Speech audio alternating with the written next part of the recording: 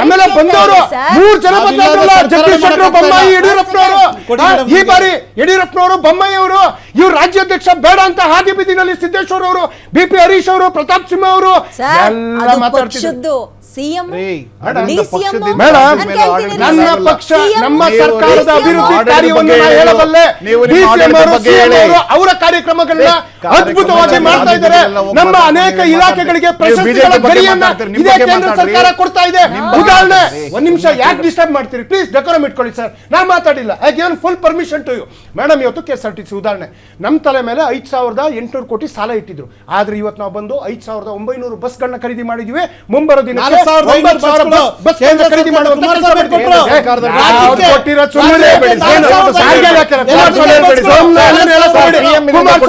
ಶಕ್ತಿ ಇದ್ರೆ ಒಂದು ಕೈಗಾರಿಕೆ, ಒಂದು ಉದ್ಯೋಗ, ಕೊನೆ ಪಕ್ಷ ಮೈಸೂರು, ಕೊನೆ ಪಕ್ಷ ಏನು ಭದ್ರಾವತಿ ಉಕ್ಕಿನ ಕೈಗಾರಿಕೆ ಪುನಶ್ಚೇತನ ಮಾಡಿದ್ರ? ಏನೂ ಇಲ್ಲ. ಇವರ ಸೋಮಣ್ಣವ್ರು ಏನ್ ಮಾಡಿದ್ದಾರೆ? ಶೋಭಾ ಕರ್ನಾಟಕ ಏನ್ ಮಾಡಿದ್ದಾರೆ? ಪ್ರಹ್ಲಾದ್ ಜೋಶಿ ಏನ್ ಮಾಡಿದ್ದಾರೆ? ನಿರ್ಮಲಾ ಸೀತಾರಾಮನ್ ಏನ್ ಮಾಡಿದ್ದಾರೆ? ಬಿಜೆಪಿ ಕರ್ನಾಟಕಕ್ಕೆ ನಮ್ಮಿಂದ ದರ್ಶನ್ ಅವರೇ, ಅವ್ರೇನು ಮಾಡಿಲ್ಲ. ಕಾಂಗ್ರೆಸ್ ರಾಜ್ಯಕ್ಕೆ ಏನ್ ಮಾಡಿದೆ ಹೇಳಿ. ಗ್ಯಾರಂಟಿಗಳು ಅಂದ್ರೆ ಗೃಹಲಕ್ಷ್ಮಿ ದುಡ್ಡು ಹೆಣ್ಮಕ್ಳು ಖಾತೆ ಬಿದ್ದು ಯಾವ ತಿಂಗಳು ಸರ್? ಹೋಗ್ತಾ ಇದೆ. ಲಾಸ್ಟ್ ಮಂತ್ ಇಂದ ಈ ಮಂತ್ ಕೊಡಬೇಕು. 6 ತಿಂಗಳ ಒಂದ್ ನಿಮಿಷ, ನಮ್ಮೂರ್ನಲ್ಲಿ ನಾನು ವಿಚಾರಿಸಿಲ್ಲ ಅನ್ಕೊಂಡಿದ್ದೀನಿ. ಸುಳ್ಳು ಹೇಳಿದ್ರೆ ಬಡವ್ರ ದುಡ್ಡಿನ ಬಗ್ಗೆ ಮಾತಾಡ್ಬಿಟ್ರೆ ಬಡವ್ರ ದುಡ್ಡಿನ ಬಗ್ಗೆ JDS ಅವ್ರು ಮಾತಾಡ್ಬೇಕಾಗಿಲ್ಲ ಸರ್, ನಿಮ್ ಪಕ್ಷದವರೇ ಮಾತಾಡ್ತಾರೆ. ನಾವು ಕೊಟ್ಟಿದ್ದೀವಿ, ನಿಮ್ ಪಕ್ಷದವರೇ ಮಾತಾಡ್ತಾರೆ. ಗ್ಯಾರಂಟಿ ಕೊಡ್ತೀವಿ ಅಂದಿದ್ವಿ, ಈಗಲೇ ಕೊಡ್ತೀವಿ, ಇಂಥ ದಿನನೇ ಕೊಡ್ತೀವಿ.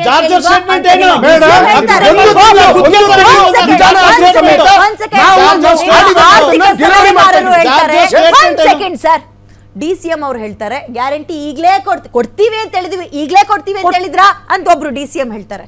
ಆರ್ಥಿಕ ಸಲಹೆಗಾರರು ಹೇಳ್ತಾರೆ ಗ್ಯಾರಂಟಿ ಬೇಡ ಅಂದ್ರೆ ನಿಮಗೆ ರಸ್ತೆ ಮಾಡ್ಕೊಡ್ತೀನಿ, ರಸ್ತೆ ಎಲ್ಲ ಬೇಕು ಅಂದ್ರೆ ಗ್ಯಾರಂಟಿ ಮರ್ತ್ಕೊಳ್ರಪ್ಪ ಅಂತಾರೆ.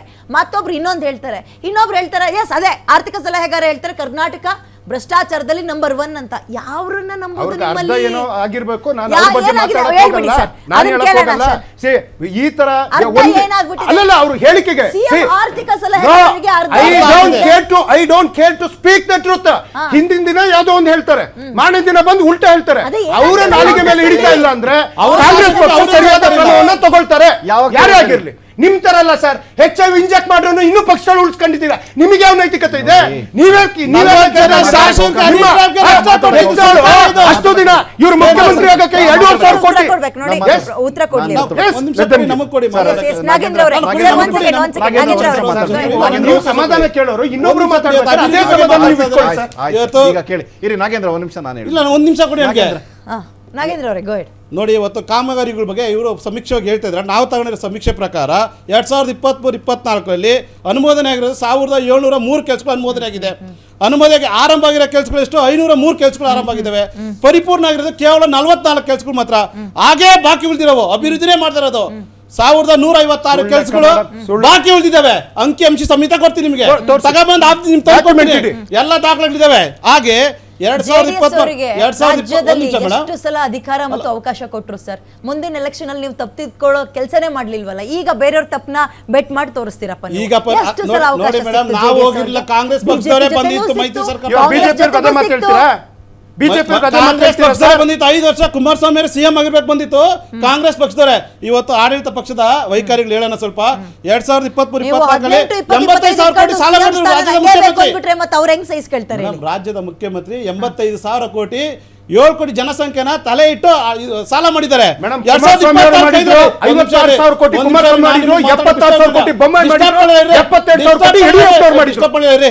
25-26 1,16,000 ಕೋಟಿ ಸಾಲ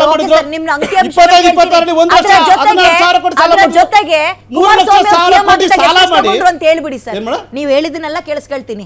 ಸಿದ್ದರಾಮಯ್ಯ ಅವ್ರು ಎಷ್ಟು ತಗೊಂಡ್ರು, ಅದ್ರ ಜೊತೆಗೆ HDK ಅವ್ರು CM ಆಗಿದ್ದಾಗ ಎಷ್ಟು ತಗೊಂಡ್ರು ಅಂತ ಮೇಡಮ್. HDK ಕುಮಾರಸ್ವಾಮಿ ಸಾಲ ತಗೊಂಡು ಕೂಡಲೇ ರೈತ ಸಾಲ ಮನ್ನಾ ಮಾಡಿದ್ರು. ನೇರವಾಗಿ ಇಡೀ ದೇಶದಲ್ಲಿ ರೈತ ಸಾಲ ಮನ್ನಾ ಮಾಡಿದ್ರು. JDS ಪಕ್ಷ ಮಾತ್ರ ಸಾಧ್ಯ. ವಿಧಾನಸೌಧ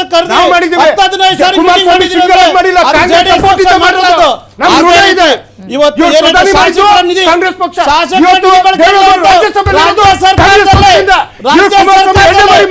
ಶಾಸಕರ ನಿಧಿ ಕಾಂಗ್ರೆಸ್ ಬಳಕೆ ಪಕ್ಷದಿಂದ ಆಗಿಲ್ಲ. ಇವತ್ತು ಋಣ ಇಲ್ದವರು, 2024 ಋಣ ಇಲ್ದವರು. 1226 ಕೋಟಿ ಶಾಸಕರ ನಿಧಿ ಬಂತು.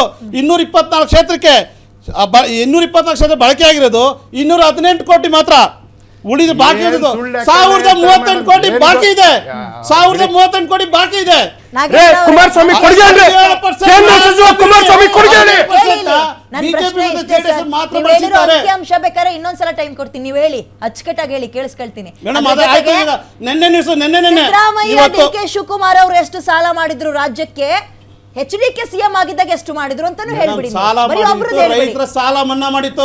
ಮೊದಲಾಗಿ ಮೊದಲು ಅವ್ರು guarantee 30,000 ಕೊಡ್ತಾ ಸಾಲ ಇದೀವಿ ಮಾಡಿ ಅಂತಾರೆ ಎಲ್ಲಿ ಗ್ಯಾರಂಟಿ ವಿಫಲ ಆಗಿದೆಲ್ಲ. ಇವತ್ತು ನೋಡಿ ಏನಾಯ್ತು, ಅಜೀಂ ಪ್ರೇಮ್ಜಿ ಅವರು ಮಕ್ಕಳಿಗೆ 568 ಶಾಲೆಗಳಿಗೆ 6 ಮೊಟ್ಟೆ ಕೊಟ್ರು, ವಾರಕ್ಕೆ 6 ದಿನ 6 ಮೊಟ್ಟೆ ಕೊಟ್ರು.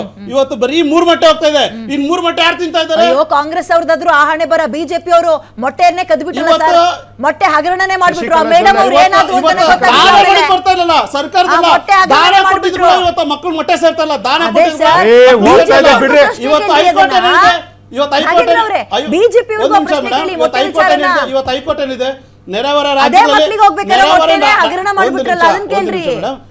ರಾಜ್ಯಗಳಲ್ಲಿ ಸ್ಮಾರ್ಟ್ ಮೀಟರ್ 900 ರೂಪಾಯಿ ಇದೆ. ಇವತ್ತು ನಮ್ಮ ರಾಜ್ಯದಲ್ಲಿ 10,000 ಹಾಕಿದ್ದಾರೆ. ಯಾರ ಮೇಲೆ ಹಾಕಿದ್ರೆ ಕೇಂದ್ರ ಸರ್ಕಾರದ ಒಂದು ಕೇಂದ್ರ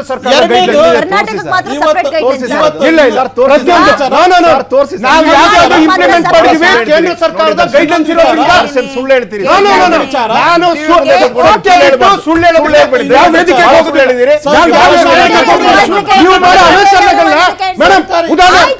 ಸೆಂಟ್ರಲ್ ಇಂದು ಗೈಡ್ಲೈನ್ ಕರ್ನಾಟಕಕ್ಕೆ ಮಾತ್ರ ಯಾಕೆ ಸಪರೇಟ್? ಎಲ್ಲಾ ಕಡೆಗೂ ಕೊಟ್ಟಿದ್ದಾರೆ ಮೇಡಮ್. ಇನ್ನೊಂದು ಬಿಪಿಎಲ್ ಕಾರ್ಡ್ ವಿಚಾರ ಅವ್ರು ಯಾಕೆ ಬರೆ ಹಾಕೊಳ್ತಾರೆ ಮೇಡಮ್?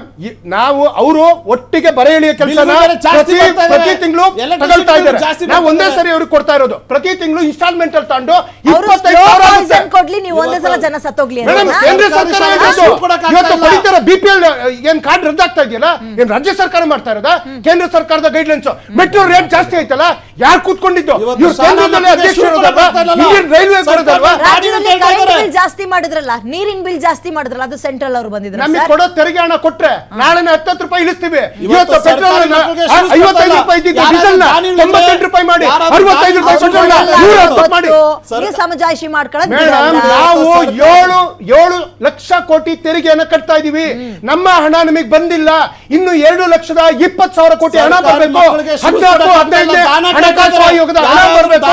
ನಮ್ಮ ಯಾವ ಯೋಜನೆಗಳಿಗೆ ಇವರು ಹಣ ಮೋಸ ಮಾಡ್ತಾ ಇದ್ದಾರೆ, ಮಾಡ್ತಾ ಇದ್ದಾರೆ. ರಾಜ್ಯ ಸರ್ಕಾರ ಹೋರಾಡಬಾರ್ದಾ? ಸರ್ಕಾರಿ ಸಿಎಂ ಇಲ್ಲ ಇದ್ದಾರೆ, ನೀವು ಕೊಡದೆ ಕೊಡಿ. ಯುಪಿ ಉದ್ಧಾರ ಮಾಡಕ, ಬೇರೆ ಉದ್ಧಾರ ಮಾಡಕ, ಉದ್ಧಾರ ಮಾಡಕ ನಮ್ಮ ಹಣ ಕೊಡಿ, ನಮ್ ತೆರಿಗೆ ಕೊಡಿ, ನಮ್ ಯೋಜನೆ ದುಡ್ಡು ಕೊಡಿ ಅಂತಂದ್ರೆ ಮೋಸ ಮಾಡ್ತಾರೆ. ಅಲ್ಲೋಗ್ ದುಡ್ಡು ಕೇಳೋರು ನೀವು ರಾಜ್ಯದಲ್ಲಿ ಏನು ಅಧಿಕಾರ ಅಭಿವೃದ್ಧಿ ಮಾಡ್ತಾ ಇದ್ದೀರಾ 2 ವರ್ಷದಲ್ಲಿ ಏನ್ ಗೊತ್ತಾಗ್ಲಿಲ್ಲ? ಪ್ರತಿಯೊಂದು ನಾನು ಹೇಳ್ತಾ ಇದೀನಿಲ್ಲ, ಕೇಳಿ ಮೇಡಮ್. ನೀವು ರಾಜ್ಯದ ಅಭಿವೃದ್ಧಿ ಅಂತಂದ್ರಿ, ಹೇಳ್ತೀನಿ ಕೇಳಿ. ಅಭಿವೃದ್ಧಿ ಮಾಡಕ್ಕೆ ಇಲ್ಲಿ ಇರ್ಬೇಕಾದವರು ಓಡೋದ್ರೆ ಏನ್ ಸರ್? ಆಯ್ತು ಮೇಡಮ್, ನೆರೆ ಬರ ವಿಚಾರ ಅಂತಾನು ಅಂದ್ರು. ಉದಾಹರಣೆ ಮೇಡಮ್, ನಾವು ಬರ ಬಂದಾಗ 18,000 ಕೋಟಿ ಕೇಳಿದ್ವಿ, 1 ರೂಪಾಯಿ ಕೊಡ್ಲಿಲ್ಲ. ಸುಪ್ರೀಂ ಕೋರ್ಟಿಗೆ ಹೋದ್ವಿ, 3,400 ಕೋಟಿ ಸಿಕ್ತು. 12,557 ಕೋಟಿ ನೆರೆ ಕೇಳಿದ್ವಿ, ಸಿಕ್ಕಿದ್ದು 252 ಕೋಟಿ.